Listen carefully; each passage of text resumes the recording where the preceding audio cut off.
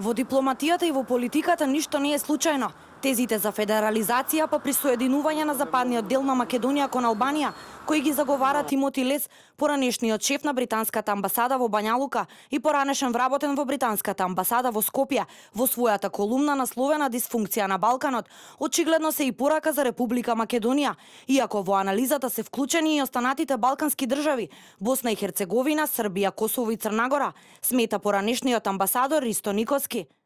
Според него, ваквите тврдења на Лес се резултат на едно сценарио кое се одвива веќе 25 години, со цел да се прекрсти државата и да се разнебити македонскиот народ. Замислите кои ги лансира Тимоти Лес, кој е очигледно познавач на состојбите на Балканот, бидејќи службувал тука, мислам, водат само во нови судари и во нови војни. Било какво прекројување на границите, било во Босна, било на Косово, било особено во Македонија, значи крај на мирот не само на Балканот, него и на Европа. Предлозите на поранешниот британски дипломат смета Никоски коинцидираат со политичките ставови на лидерот на опозицијата Зоран Заев за воведување на двојазичност во земјава, промени на уставот и проширување на Охридскиот рамковен договор, а тука се и барањата на албанските политички партии за целосна рамноправност на албанците во земјава, службена употреба на албанскиот јазик како услови за влез во влада.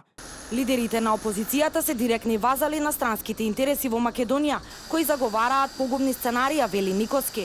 50 или колку илјади гласови што се ставени на контото на опозицијата, тие не се реални, тие се напротив резултат на одедени мешетарења да се доведе до ситуација која нема да може да се формира влада и затоа, токму затоа и овие наекстремни албански барања кои се резултат, кои се реални кај сите политички субјекти од нивната етничка заедница, не се случајни, тие се екстремни затоа што мислат сега е моментот, дека сега треба да се руши оваа држава, сега треба да се прекројуваат границите, сега треба да се федерализира Македонија, меѓутоа тоа не може да помине и народот, иако овој пат не беше на нивото на разбирањето на ситуацијата, мислам дека на следните избори кои наскоро ќе бидат, тоа ќе дојде до израз. Британскиот дипломат Тимоти Лес отворено се залага и им порачува на Соединетите Американски држави да го поддржат во споставувањето нови, проширени и намалени граници на повеќе држави, бидејќи досегашната политика на мултиетничноста на Европската Унија за овој регион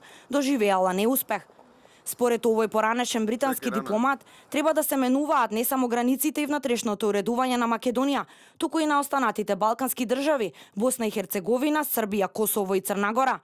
Сето тоа, смета Лес, треба да се спроведе прво со помали промени, кои потоа би завршиле со целосни промени на границите на балканските држави.